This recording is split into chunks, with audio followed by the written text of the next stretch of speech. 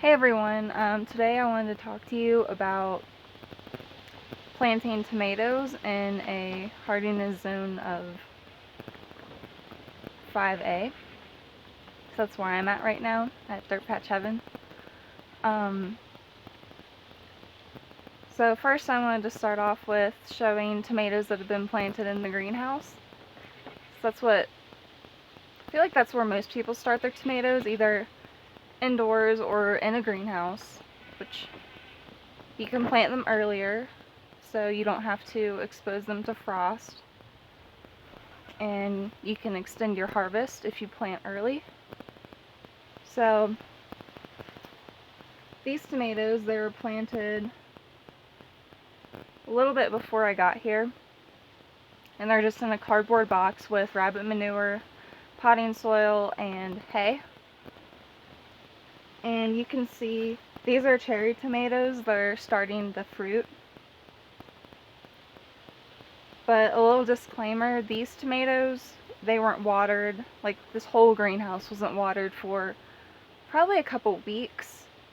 And recently I've been taking it over to try to see if the cherry tomatoes will grow.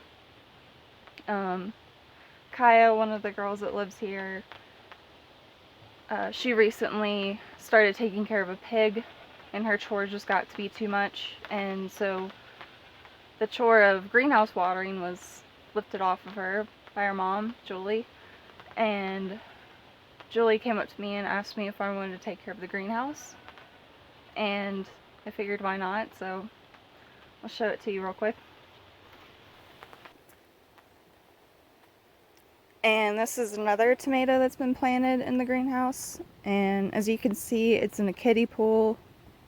It hasn't fruited yet, or no, actually, if I take a closer look, there's a couple fruits on it. They're just blending in. And yeah, the kiddie pool, it keeps the tomatoes moist, which the greenhouse gets really hot during the day. It's the end of July right now, and we're waiting to take the plastic off when the weather's better. Today I can already tell it's gonna rain. But yeah. And here's some more tomato plants. They're in a low bed with wood on the side, and as you can see, there's logs as filler. And yeah, these are also starting to fruit. And then the last tomato plant in the greenhouse is up here on this pallet-raised bed, or a hotbed. It's filled with manure, and there's chicken wire on the side.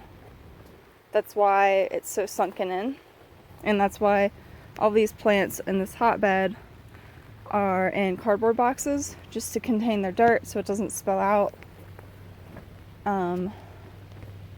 Hopefully Zach and I will get the chance to put tin on the inside of this hotbed. But anyway, here's this tomato plant. It's not doing so great. I think this plastic on the side is burning it during the day. So you can see the leaves are really crumbly. But I think the key to gardening, especially in an area that's tough to grow plants like tomatoes because it gets so cold at night, is plant in different places, plant often, and keep trying new things. Don't get discouraged. I know a lot of people, I was here last year, and they told me tomato plants don't do well. Don't even bother planting them. But what's the fun in that?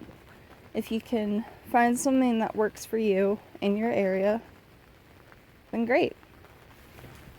And this is a tomato plant in the backyard in one of the more successful hotbeds that's 10 lined. And you can see this one's kind of small. In my opinion, the root system probably got damaged from all of the harvest that have gone in this hotbed, it finally has some room to grow, because before it was just crowded with potato plants, but after those were harvested, I think this tomato plant in particular has been a lot happier. Okay, I just wanted to show you some more tomato plants. They're kind of planted everywhere.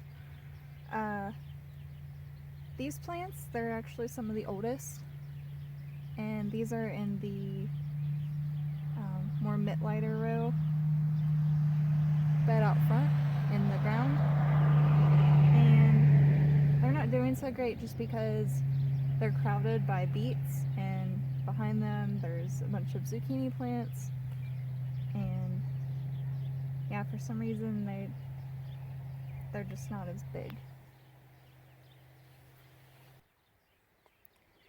And this is another row of tomatoes. As you can see, they're planted underneath this black plastic. And this black plastic is actually old roofing material that Zach and I found at a thrift store. It works just the same as gardening plastic, just to keep the weeds out. Sorry about the cars. With these tomatoes, they're not cherry tomatoes, they're another variety that are bigger, obviously. You could see they're really starting to put on fruit. Especially this plant, it's loaded. And these are actually younger than the plants you've just seen in the mid-lighter row behind me. And I actually wanted to save the best tomatoes for last. These have been the only tomatoes that have produced yet.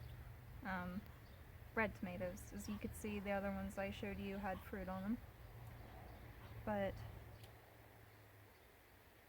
why these are so successful, at least my understanding of it, these were really small plants when I got here.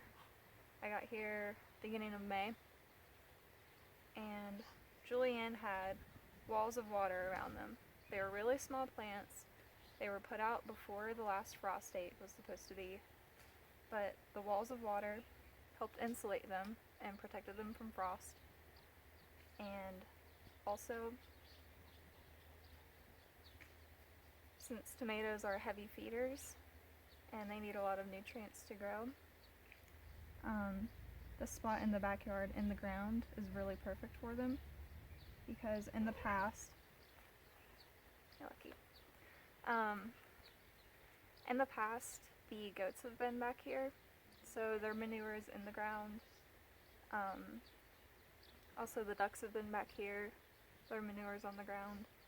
And with the sawdust, Julianne told me that they bring a large truckload of sawdust in every year, and the girls bring in sawdust by the sledfuls every day. And this is an example of a deep mulch system, and it helps control moisture with the plants, and it's a method, since it's high in carbon, it's a method of creating new dirt. So, okay, and really quick, I just wanted to sum up pretty much everything I just said. To grow tomatoes in a less than perfect hardiness zone, and to figure out where on your property you want to plant tomatoes, I would recommend to plant them in as many areas as you can during the same season, so you can compare where they like, what areas they like better. And with tomatoes, since they're heavy feeders, give them a lot of nutrients. And plant often. You can plant before your first frost date, but you can do things to protect them, either by putting them in a greenhouse and covering them, putting up walls of water around them, or even a plastic milk jug on top of them to create like a little mini greenhouse. Yeah, I think that's it. Thanks for watching and listening, and please like and subscribe. Thanks.